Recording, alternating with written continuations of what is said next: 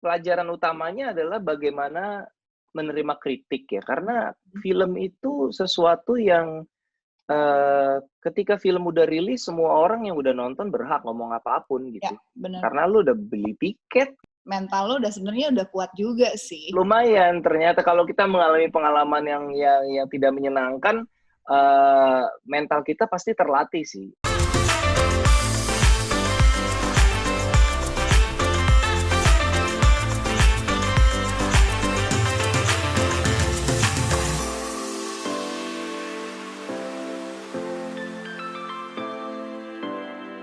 I'm good.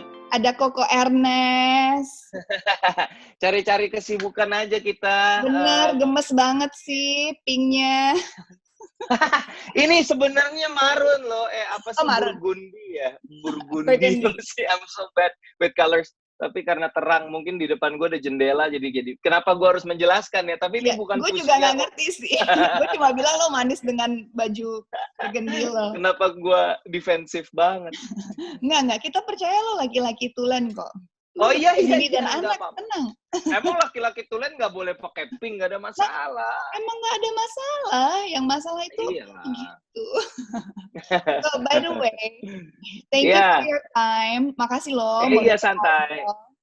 Anytime. Sehat, keluarga semua?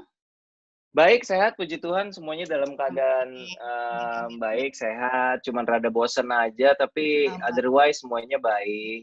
Bersyukurlah, ada banyak hal yang bisa disyukuri gitu. Amin. Terus sehari-hari di rumah pada ngapain? Sehari-hari anak-anak, karena mereka sekolahnya juga dari rumah, jadi ada Zoom kelas gitu pagi-pagi. Tapi cuman sekitar sejam lah paling kurang lebih, habis itu dikasih PR gitu. Sementara gue mencari-cari kesibukan aja, ngerjain hal-hal yang selama ini pengen dikerjain tapi belum punya waktu terus gitu, kayak bikin podcast, bikin sketsa mini sitkom keluarga gue gitu. Jadi ya yang selama ini mau dikerjain belum bisa, ya akhirnya bisa gitu. Dan udah keluar itu podcast-podcastnya dan sitkom? Udah. Ada, gue taruh di IGTV untuk sitkom. Sitkom cuma 2 menitan per episode, baru 3 episode. Besok gue rilis episode 4. Terus si podcastnya di Spotify gue taruh. Judulnya apa? Boleh lo promo lo di sini. Podcastnya judulnya Podnest, PODNEST, podcast Ernest. Males milih nama ya kan, Podnest aja udah gitu. Tapi menarik sih menurut gue dunia entertainment dapat sesuatu yang baru lagi. Kalau dulu kan zaman kita ABG kan radio banget ya, dengerinnya radio gitu, dan radio tuh nggak punya kompetitor kan. Sekarang dengan adanya podcast ini jadi seru banget gitu.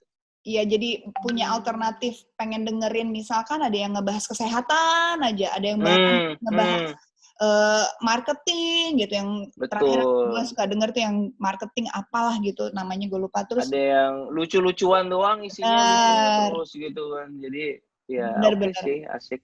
Tapi Nas, yang tema kali ini yang gue pengen bahas sama lu tuh sebenarnya dari agak sisi film sedikit, tapi mungkin pengennya lebih tahu tentang Ernest yang tadinya lu stand up comedian ya. Iya. Berawal dari sebelum itu karyawan. Oh ya? Karyawan apa? Mau flashback-nya mau seberapa jauh? Oh iya, waduh. Apa lu? Gue waktu kuliah kan gue siaran di radio, jadi ketika gue lulus kuliah, gue kerjanya di recording company, di industri rekaman gue kerjanya, karena nggak jauh-jauh dari radio kan, radio, label. Baru 2011, stand up di Indonesia kan mulai boomingnya gara-gara Kompas TV bikin kompetisi 2011 kan. Lalu juga sempat jadi juri, seingat gue. 2011 itu gue ketika ikut ternyata harus karantina ketika lolos ke 12 besar, makanya jadinya harus memilih kalau mau lanjut harus resign gitu. Jadi akhirnya gue resign, nyoba-nyoba dari 2011 masuk ke entertainment, keterusan sampai sekarang gitu. Lebih jadi, ini nggak? Lebih seneng nggak dengan keadaan sekarang bahwa you made the best decision at that time? terlepas dari masalah penghasilan ya, sebenarnya yang juga menyenangkan adalah soal menjadi seniman seperti kita ini salah satu kemewahannya menurut gue adalah kebebasan mengatur waktu sih. Artinya ketika lo ada job, lo bisa pilih mana yang mau lo ambil, mana yang enggak gitu. Jadi, enggak, gue lagi malas, lagi pengen spend time sama keluarga, gue lagi pengen liburan atau apa. Kalau kita kerja kantoran itu yang kemewahan itu yang kita nggak punya. Jadi, menurut gue kemewahan mengatur waktu itu yang hal yang paling menyenangkan dari menjadi seniman menurut gue sih gitu. Benar-benar. Terus setelah di stand up, lo akhirnya memberanikan diri untuk menulis dan juga jump into directing. Is it been always menjadi passion lo, cita-cita dari dulu, atau sebenarnya lu merasa bahwa nulis oke juga nih, sekalian aja gue yang ngedirect? Gue dari dulu gue selalu suka film. Dari SMA tuh gue inget banget. Lu di mana sih? Lu di Bali ya SMA-nya ya? Di Jakarta apa di Bali? Sempet di Bali, sempet di Jakarta. Sempat di Bali, di Jakarta. Jadi di Jakarta itu, di daerah Jakarta Selatan, karena bioskopnya udah nggak ada. Ada yang namanya bioskopnya Empire di Grand Wijaya situ. Tahu. Ya, tahu kan lo.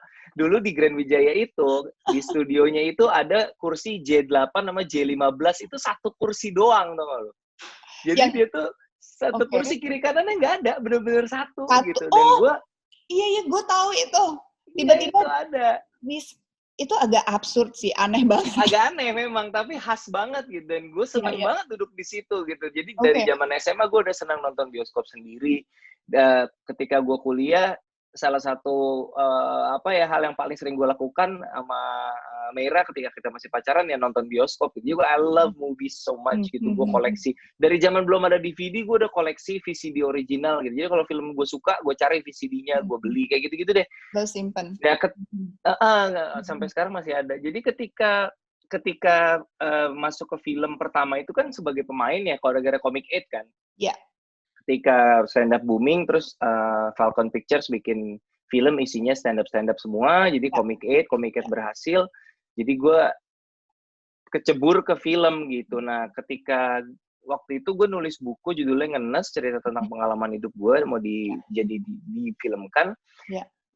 Di komunitas kita itu Lun pasti kan kita look up-nya tuh kalau nggak ke Panji, ke Raditya Dika kan gitu. Karena mereka yang paling mereka dewanya lah gitu kan. Sampai sekarang masih dewanya sih. Nah, maksudnya ketika tambah itu satu lah. Gue demigod lah di bawahnya dikit. Si Radit itu kan dari komik jadi penulis jadi sutradara, jadi kayaknya kita look up to him gitu. Jadi ketika buku gue mau difilmin, gue bilang, tapi boleh nggak Pak saya mau belajar nulis skenario, gue bilang gitu. Nah, sama Pak Parwes Star Vision langsung jangan nulis, kamu sutradarain sekalian. Gue buset gimana cara orang gue nggak punya background film, gue nggak pernah jadi astrada, gue nggak pernah ikut produksi film sebagai kru sama sekali. Tiba-tiba disuruh jadi sutradara kan gue nggak mau awalnya gitu. Terus tapi dia bilang, terus gue konsultasi sama Radit, dan ternyata di Star Vision itu memang salah satu tempat di mana banyak director baru dilahirkan gitu. Tahun kemarin aja Pak Parwes tuh bikin film 3 director debutan, Gina Esnur, Archie Eka Giri, sama Benedion Raja Gubuk gitu. 3 debutan dan 3-tiganya berhasil lagi filmnya. Jadi memang dia punya track record bikin memberikan kesempatan buat sutradara baru. Jadi gue pikir oke lah, give it a try. And then ya the rest is history. Belajar berdarah-darah di awal, dicela-cela, filmnya jelek, tapi ya pelan-pelan belajar sih Lun. Apa yang lo dapat dari situ? Oke. Biasanya orang kalau dicela-cela, oh ini filmnya gini nggak make it apa, kecenderungan orang ya udah deh gue nggak mau bikin lagi deh. Tapi you can doing it gitu. Gue film pertama itu kan memang pelajaran utamanya adalah bagaimana menerima kritik ya, karena film itu sesuatu yang ketika film udah rilis, semua orang yang udah nonton berhak ngomong apapun gitu. Ya, benar. Karena lu udah beli tiket gitu, kalau kita kan nggak bisa ngomong apapun karena kita mikirin perasaan teman-teman yang bikin, karena masih teman-teman sendiri kan. Aduh keren. Iya kan nggak enak gitu, nggak suka tapi gimana nyelanya gitu kan, nggak enak udah gitu. Bro, keren bro. Bener. Padahal kalaupun ada orang nonton teman sendiri nonton nggak suka nggak suka kan wajar ya. Cuman kan orang kalau di luar ngelihatnya, wow oke, nggak suka, lo bisa bikin yang lebih bagus, kayak nggak gitu sih. Tapi ya udahlah gitu. Jadi buat gue kayak di film pertama itu belajar bahwa gila ya ternyata gini ya rasanya lu capek-capek bikin sesuatu, prosesnya hampir setahun gitu. Terus pas rilis ternyata ada yang, apaan nih FTV ditaruh di bioskop, kayak gitu-gitu kan. Jadi gue belajar untuk itu film pertama yang gue pelajarin adalah menghadapi komentar orang gitu. Dan itu sedikit banyak agak lumayan terbantu dengan pengalaman gue ketika ABG menjadi minoritas, dibully dan segala macam. Itu sebenarnya secara tidak langsung menurut gue ngelatih mental sih lo. Ngelatih mental. Lo udah secara jadi lebih sadar mental lo udah sebenarnya udah kuat juga sih. Lumayan ternyata kalau kita mengalami pengalaman yang tidak menyenangkan, mental kita pasti terlatih sih. In your case lo udah indestructible lah. Menurut gue udah nggak akan ada lagi yang bisa ganggu lo. Lo udah baja banget, gila. Jadi, tapi di Twitter lo juga udah kebal.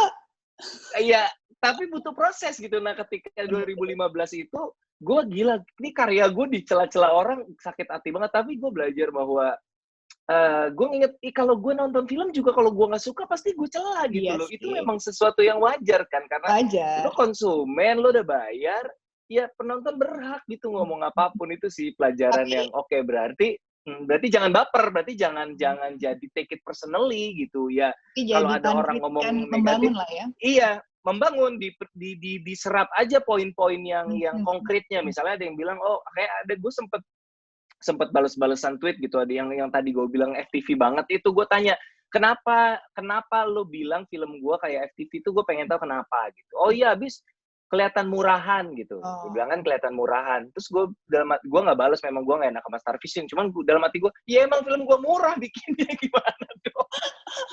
Emang dikasih budgetnya karena baru. Dikasih budgetnya. Syukur-syukur dikasih kesempatan, nggak perlu ngeluarin duit sendiri. Bener, makanya gue pikir ya murahan karena memang murah. Makanya untuk film kedua gue bilang baik-baik sama produser gue, Pak, kemarin ada yang ngasih masukan, banyak yang bilang kostumnya jelek, art directingnya kelihatan low budget. Gue bilang gitu ya, kita coba. Tapi to be fair, di film kedua dikasih budget lebih besar gitu. Balas dendam, membuktikan bahwa ini dia nih. Iya lumayan sih. Berarti yang kedua kan Cek Toko Sebelah ya? Iya, yang kedua Cek Toko Sebelah. Dan lo banyak mendapatkan a lot of pujian sih di situ, dan gue juga nonton gitu. Secara karena menurut gue dari yang ngenes ke Cek Toko Sebelah itu tuh perubahannya tuh drastis banget, jauh gitu. The way lo menceritakan alur ceritanya, storytellingnya jalan, itu sebenarnya itu pure lo, atau misalkan ada campur tangan Pak Parwes, lo harusnya, atau ada arahan-arahan dari beliau gitu loh. Apa emang, Pak, saya maunya begini gitu?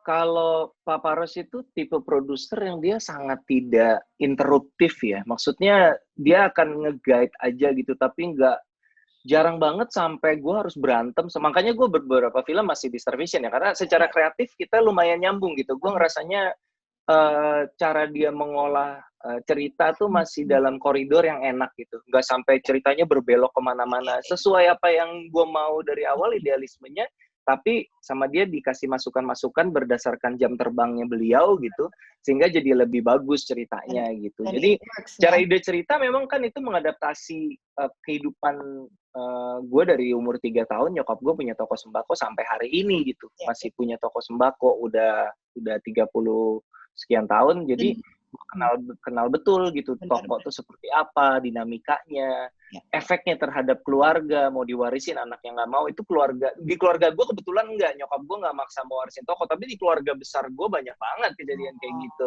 Jadi itu sesuatu yang memang deket banget sama gue. Jadi mungkin salah satu kunci kesuksesan kalau kita pengen jadi filmmaker atau penulis ataupun sutradara, harus cerita yang dekat sama kita nggak sih? Gue nggak bilang itu satu-satunya jalan, tapi gue percaya itu salah satu cara terbaik menurut gue. Karena kalau lo cerita tentang sesuatu yang deket, bahan bakar lo banyak gitu buat cerita. Karena lo kenal betul isunya, lo tahu betul. Karena kalau kita bercerita tentang sesuatu yang jauh dari kita nggak punya insight-nya kan. Kalau gue cerita tentang, sesimpel gini deh Lun, misalnya gue di toko sebelah bikin ada salah satu scene yang si Erwin membantu Koafuk di lomba display sabun. Kalau yang gede nyusun sabun di tembok. Itu kalau nggak gede di toko nggak bakal tahu di toko ada lomba display produk tuh kagak bakal tahu. Tapi itu beneran ada nggak sih? Beneran ada itu. Jadi beneran ada. Satu produk, besok kita sebarin ke toko-toko, terus menang dapat apa tuh? Duit, dapat cash itu biasanya. Dapat cash, kadang-kadang kalau skalanya besar dapat motor gitu. Jadi itu lazim sekali di toko-toko kelontong kayak toko nyokap gue gitu. Jadi ini sabun ini atau rokok ini atau merek apapun bikin alokasikan satu part di toko lo untuk ngedisplay produk kita, itu dilombakan gitu. Masih sampai sekarang? Sampai sekarang masih ada yang kayak gitu-gitu. Sampai sekarang. Seru banget ya. Oh, wow. Kalau bukan anak toko nggak bakal tahu. Bener. Maksudnya gue tuh sering kayak misalkan kayak ke ya toko-toko kelontong gitu. Gue tuh kadang-kadang suka kok di display ya gitu. Maksudnya gue niat banget itu, gitu. Ternyata ada kompetisi antar toko. Iya itu kompetisi ada kompetisinya. Seru banget. Terus gitu. What's next? Oke, sekarang kita lagi terjebak di rumah aja. Tapi doesn't mean kayak kreativitas lo berhenti dong. Lagi nulis udah berapa cerita? To be honest di karantina ini mood nulis skenario lagi nggak ini banget gue nggak dapet banget moodnya gitu. Kayak lebih pengen melakukan hal-hal yang sederhana gitu, kayak gue bikin sketsa kayak mini sitcom 2 menitan gitu yang komedi yang menyenangkan. Karena bikin skenario itu kan stressful ya, capek gitu. Lo harus nulis berapa ratus halaman, 90 halaman, itu stressful, dan dengan kondisi seperti sekarang menurut gue agak terlalu berat buat gue gitu. Tapi kalau ditanya what's next, sebenarnya gue tuh pengen banget nyobain bikin film action komedi loh. Sebenarnya udah lama gue pengen penasaran karena hati-hati batuk, jangan batuk hari gini, khawatir lo batuk lo, jangan batuk dong. Aduh. Lu film lo sama Panji jadi ketunda juga dong ya? Aduh. Ingat, lo kan harusnya main sama Panji. Iya, kemarin gue sempet Zoom juga sama dia. Gimana nih, nggak jadi nih, gitu. Baru pengen ini. Gue udah baca skripnya. Lucu. Baca? What do you think? Judulnya masih itu. MD itu judulnya. Iya. Sementara. Judul film sama nama PH sama ya. Oh iya, bener. Iya. Iya, bener. Ya nggak tahu ya, good luck lah. Ya semua ke pending. Film gue juga walaupun tiap Desember, cuman kan kalau Desember mau rilis kan paling enggak Juni itu udah mesti mulai prep. Sementara dengan keadaan sekarang, gue nggak yakin juga Juni bisa ngapa-ngapain. Jadi kita ya semuanya mau nggak mau entahlah ya. Gitu. Semuanya entahlah. Semuanya uncertain. Ya entahlah, we'll see lah. Tapi oke, yang harusnya prep Juni ini film apa, Nas? Jadi tadinya gue punya plan untuk kayak pengen nyiapin project mewujudkan cita-cita bikin action komedi, cuman kayaknya sih belum dalam waktu dekat. Artinya ini plan beberapa tahun ke depan, tapi gue udah mulai rancang konsepnya dari sekarang gitu. Tapi kalau untuk yang tahun ini masih drama komedi sih, drama komedi. Idenya udah ada dari tahun lalu sebenarnya, cuman tahun lalu Imperfect masih terlalu menyita ini, jadi gue belum mulai develop skripnya. Nah, rencananya begitu kemarin selesai Imperfect, Januari gue istirahat sebentar, Februari gue udah mulai nulis sebenarnya cita-citanya, tapi dengan ini semua jadinya kayak gitu. Ya udah, mungkin ini waktunya buat istirahat dulu, soalnya lu kan one of the sutradara yang paling produktif tiap tahun, selalu ada di filmnya di Desember, selalu lari. Padahal setahun cuma 1 loh, Lun. Tapi di Desember loh. Iya. Itu terus kenapa kalau Desember? Mungkin teman-teman yang lagi nonton nih kayak bingung, kenapa Desember? Desember tuh waktunya sutradara dan filmmaker itu menunjukkan filmnya yang paling gitu deh. Iya, inilah ya, peak season ya. Iya, sama halnya kalau di luar tuh kan summer, kalau kita lebaran sama akhir tahun. biasanya yang paling rame, tapi ya nggak apa-apa. Iya, cuman lebih ngeri Lebaran sebenarnya, karena Lebaran tuh biasanya semua film itu dirilisnya bareng kan, kayak 5 film gitu kan di hari yang sama gitu. Itu kemarin ngalamin tuh gue waktu nge-produce Ghostwriter kan di bulan Juni apa Mei sih kemarin rilis satu hari 5 film Ghostwriter bareng Hit and Run bareng sama semuanya. Wah, pokoknya ngeri. Yang hits lah, pokoknya yang Kuntilanak, wah gokil. Tapi ya sebenarnya seru juga sih. Punya banyak alternatif buat si penonton-penonton juga. Ada yang mau horor, ada yang mau komedi, drama, apa segala macam. Sedih juga sih bioskop tutup gini, cuman mikir banyak juga industri lain yang semuanya mengalami ini, jadi bukan hanya kita. Jadi ya udahlah ya, sabar aja ya. Sabar aja lah. Ya. Koko, thank you ya Kak. Sama-sama Luna, thank you ya. Ngobrolnya seru banget. Selamat menikmati waktu-waktu yang agak santai ini. Iya, oke lah. Tapi kalau mau syuting, iya. Jangan lupa. Jangan batuk-batuk mulu, mending lu rapid test kalau batuk-batuk mulu lu. Nah, thank you so much. Sama-sama. Thank you for your time. Stay healthy, stay happy, stay productive. Pokoknya salam buat keluarga semua. Kita ngobrol lagi nanti ya. Thank you. Dadah. Bye. Yes. Oke. Sudah? Dah. Baik. Lu boleh leave. Gue mau close. Gue leave ya? Iya. Oke, dah. Dah, thank you. Itu dia obrolan kita seru banget ya dengan Ernest yang selalu bisa dibilang film-filmnya selalu hits dan sukses besar, dan ternyata di balik cerita dia juga ada proses di mana film pertama dia tidak terlalu sesukses yang film-film berikutnya, tapi dia tidak pernah berhenti.